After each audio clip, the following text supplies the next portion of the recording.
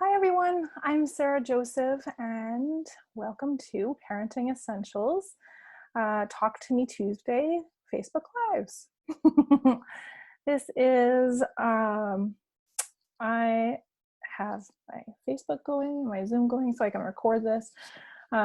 So if you are joining me live, please let me know. Pop a little hi into the comments below and let me know you're here with me. It's 8 p.m. and it's time for our Talk to Me Tuesday. This week's topic is handling a meltdown. How many of you have experienced that where you just feel overwhelmed and stressed out and you don't know how to handle your child's meltdown because they are freaking out? You don't know what to say or do to help them calm down and get things moving again. Have you ever been to the grocery store and you're shopping and suddenly your child goes into a full-blown meltdown and everything that you're trying to do is not working and your child is melting down in the middle of the store and you can feel the judgmental glares happening as people are walking by your child who is screaming and walking by you, and you're just feeling unconfident, frustrated, overwhelmed, and feeling like the only way that you can solve this is leave the store, pick up the child, leave the cart, run to your car so you can have a little bit of privacy, and hopefully get your child calmed down. And sometimes that is the necessary step. However, I think that there is a way that you can handle that situation in public or in the privacy of your own home, where you can help your child calm down without having to feel overwhelmed, stressed, or frustrated in the face of your child's meltdown. So tonight, I wanted to share with you 3 steps for helping an upset child calm down, and hopefully this will answer your questions about how to handle a meltdown. So again, I am Sarah Joseph and this is our Talk to Me Tuesday, and if you're joining me live, please comment, say hello. If you're catching the replay, pop replay into the comments below, and let me know that you're watching. Tag a friend so they can join too. I am going to share my screen with you because I want to show you a little PowerPoint that I have made up here with, there we go. Okay. My screen is blank now. There we go. So this is the poster from the Animals in My Brain, the book, the children's book that I wrote, where I teach children about their brain and how to control their responses in a way that they can understand. So we have here, I thought that this would be a good place to start because I want you to understand what's going on for them and how ineffective some of the things that we try to do when our children are having meltdowns are and why they're ineffective, right? So let's start with the guard dog is the amygdala. So that's the part of your brain that's in control of your emotional responses, right? It kind of takes in everything that's going on around you, all the sights, the feelings, the smells, and it decides if that information is safe or unsafe. And if it decides that that information is safe, then everything's working properly and you're going with the flow and you're able to reason and logic and solve problems. But if it decides that that information is unsafe, then what happens is we move into our fight, flight, or freeze response. And that is the ape in the children's book. So Anthony the ape is our fight, flight, or freeze response. And he only knows how to do those 3 things. So when Anthony's in control, we often do and say things that get us into trouble, whether we're an adult or a child. And so when Anthony is in charge, our wise old owl, which is our prefrontal cortex, who is in control of our reasoning, our logic, our impulse control, and our ability to solve problems, he flies away because Anthony has scared him. And so we don't have access to our wise old owl, which makes reasoning with a child impossible, right? If your child is in that fight, flight, or freeze response, reasoning is not going to work. Using logic is not going to help. Trying to teach a lesson or correct behavior when your child is in a meltdown state is impossible and ineffective.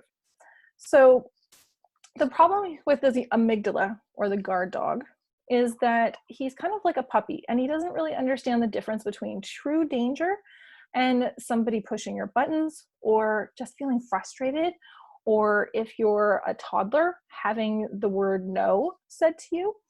He responds in the exact same way, whether the house is on fire or you've heard the word no. Okay, so you can understand now why when you say no to your child at the grocery store, they might go into this meltdown stage. And of course, as we get older, we're able to regulate our emotions a little bit better. And when we hear the words no, we might be frustrated or we might be disappointed, but we're able to regulate enough so that we don't go into full meltdown mode, right? And so you can see how throughout the stages of development, we have the ability to, we slowly start to be able to regulate, right? Where a toddler would melt down immediately and have a large meltdown. At the preschool age, you might get more whining than you would get a meltdown. Now, whining is the first stage of being able to manage emotions, or have that emotional regulation. So when you hear whining, that's a really good indication to you that your child just needs some help managing their emotions. And if you can catch it at the whining stage, then you're gonna prevent those preschoolers' meltdowns, okay? And then as our kids get into school age, then we can see that they try to manage their emotions a bit more. And again, there's warning signals usually before they go into the full-blown meltdown. And if we can learn what it looks like and sounds like when our child's guard dog is barking, then we can intervene before Anthony the ape comes out and they go into full-blown meltdown mode and their wise old owl flies away, okay? So pay attention to what patterns you see with your child's meltdowns, what the preempt is, and see if you can get in there beforehand. Now, when they are either if you can get in there beforehand or during, the best course of action, step number 1 to helping a child calm down, is to take a break. And I love this idea, this concept of calling a pause. This is one of the cards from my Parenting Essentials deck that helps you learn how to use essential oils and parenting tips together to make parenting more enjoyable. So the pause is really just a practice of taking a short break when you're feeling emotionally triggered or overwhelmed. And we can teach our kids how to do this by doing it with them. So now it's not a pause, it's not a timeout, okay? We're not sending our kids to take a break, punitive, in another room, on the stairs, whatever it is. That's not what this is. This is about teaching kids that they are not able to solve problems when they're in that overwhelmed state, okay? When you're in a meltdown, you can't solve problems and you don't get what you want, and right? So we take a break and we comfort them, soothe them to help them back to that balanced state. Now, remember I said that when you go into that fight, flight, or freeze response, it can take up to 20 minutes physiologically for an adult to come back down from that state. And for a child, it can take up to an hour or more. So we really want to try catching it before we go into that full-blown state. And one of the ways we can do that is by recognizing those cues or those patterns that might be happening. And then we can also take this break, right? And we can use our essential oils. So cypress is a really good one for when we're feeling like we're about to blow or somebody has already blown. Using cypress can really help us let go of control and help us step out of those power struggles that get us into meltdowns in the first place. And it can create more flexibility in our thoughts, allowing us to see other possible solutions. And then the petty-grain is also a great one for taking the pause, because it helps us create those healthy family practices and break some of the habitual negative patterns that we may have already started, right? Where our kids freak out and then we feel triggered by them freaking out and then we lash out at them, right? So using the cypress or the petty-grain, and if you have some other oils at home like Balance or Steady from the children's collection, those are also really good blends to help with calming when a meltdown is happening, okay? Or getting back to baseline. So when we take a pause, we want to take a break and we want to focus on soothing, calming. Now, this is something that we do naturally when we see that our child is hurt or sick.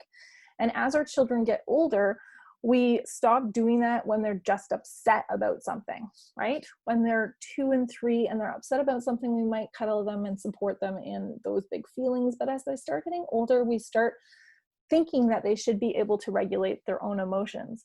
But the truth is that children learn how to regulate their emotions when we co-regulate them, when we show them how to do it. So when we hold that space for them to have those big emotions and show them how to work through the big emotions without screaming or throwing things, then that's how they learn how to handle that, right? So when we're able to just soothe them, because we can't reason with them in that state, right? We can't solve any problems and we can't teach them any lessons. So we're just going to soothe them until they're calm. And this might look like hugging. If your child doesn't want to be touched, that's okay. Just taking a break and staying close by. Often this can't involve a lot of talking because, again, that part of the brain, the wise old owl that is listening isn't there, right? So they can't really hear your words. So try to bring down the escalation just by calming, soothing, rocking, holding space, those types of things. Taking a pause will help our guard dogs calm down. And here's a beautiful little diffuser blend that you could always put on if you feel like you're moving towards an escalated situation of cypress, petty-grain, and bergamot. Okay, empathy is your next step. So step number 2 of this calm down an upset child process is empathy. And empathy is really just your ability to say, I know what it feels like to be you right now. That's it. And so some oils that you can use for this step is lavender. It's going to help, again, calm emotions and help us feel seen and heard, right? It's also going to calm down your nervous system and encourage you to communicate. So you and your child can use lavender together. You can use it topically by applying it diluted over the heart or diffusing it, or just taking some big whiffs from it from the bottle or a drop from your hand, okay? And empathy really is just, you're just getting in touch with the feeling behind the experience. So you're helping your child make sense of what's just happened to them. Because remember, they're just learning about all these feelings and emotions and how the world works. And so what you're doing with empathy is basically naming their feelings so they understand what they're feeling and making sense of what happened. So you sound really angry, you look really frustrated, this happened, and then you got frustrated, right? So kind of telling the story. And when you do that, what you're doing is you're connecting 2 sides of the brain, the emotional side of the brain and the intellectual side of the brain. And when we do that, we bring balance to the nervous system.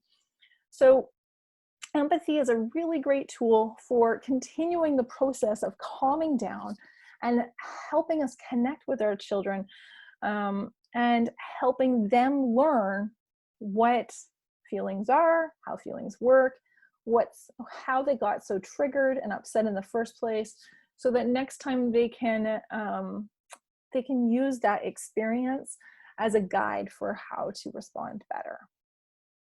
Okay, step number 3 is, oh, sorry, I forgot this slide, the empathy slide. So after regulating that pause step, we're going to empathize, which can help continue to calm down and make sense of our feelings. And empathy, diffuser blend is a great one that you can throw on at any time when you're trying to connect and have that empathizing or feelings talk with kids. Is 1 drop of lavender, 2 drops kumquat, and 2 drops marjoram. Okay, so I got this slide in here too. Right, something I didn't mention about the empathy is to watch your facial expressions and your tone of voice and your body language. It's really important because that part of the brain isn't quite so developed in kids, the part for language. It's still developing, but the part of the brain that is in control of understanding facial expressions, body language, and tone of voice is quite honed in young children. And as you know, we communicate a lot through nonverbal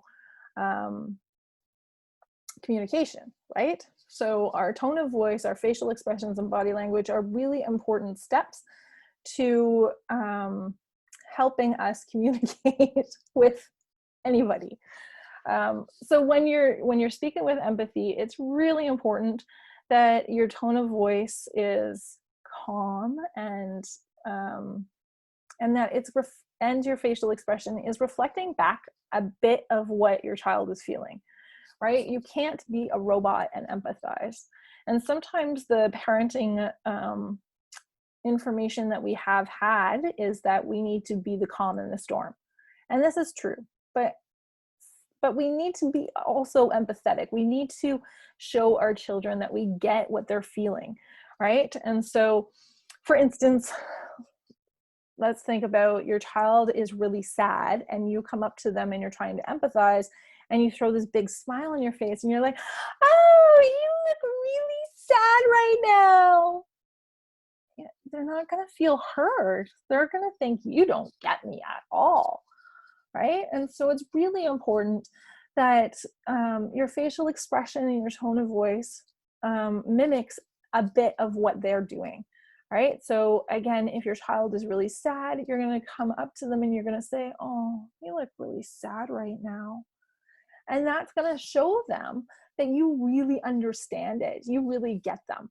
And that's all that any of us really want in life, is to, especially when we're upset, is for somebody to understand what we're going through in that moment, to really get it and validate it, right? Okay. So when you're giving back a little bit of what it is that you're seeing. Again, it's a little bit, it's not full blown, right? You got to be really careful that you're not mocking your child, because we're trying to be authentic and convey concern and understanding in this moment, okay? So if you're just hopping on here to the Facebook Live, I'm Sarah, and we're going through 3 steps for helping to calm an upset child. We've already covered steps 1 and 2, which were taking a pause and practicing empathy. And now we're on to step 3. So I encourage you to go back to the beginning and watch the replay from the beginning. So the 3rd step is focusing on a solution. So this is where we get to teach the lesson, correct the behavior, right? And we're going to do this by focusing on a solution together. So this is basically the decision to look at misbehavior as an opportunity to learn by problem solving together. And so we're going to take out the blame and shame and punishment that often comes from an "I told you so" or "you can't do that" kind of statement, and replace it with a friendly chat about how we can prevent this from happening again in the future, or how the child could have handled the situation differently. So again, we're going to use our essential oils to help us. And lemon is a great one to help us stay focused on the task at hand, which would be finding a solution. And magnolia helps us have compassion and view the situation as a problem instead of a punishable offense.